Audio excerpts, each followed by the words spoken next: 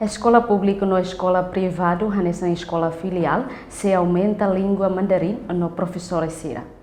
Presidente da Associação Comercial da Comunidade Chinesa Timor-One, Kathleen Gonçalves, informa a jornalista Sira, foi participa assim na acordo com cooperação e a Timor Plaza Dili, quinta-feira semana né. Escola pública, gestão privada, escola neve agora nessa filial, se continua lá, e também professora neve agora vamos se continua serviço. A misi aumenta tanto para língua mandarim, maka a misi tama professores escola.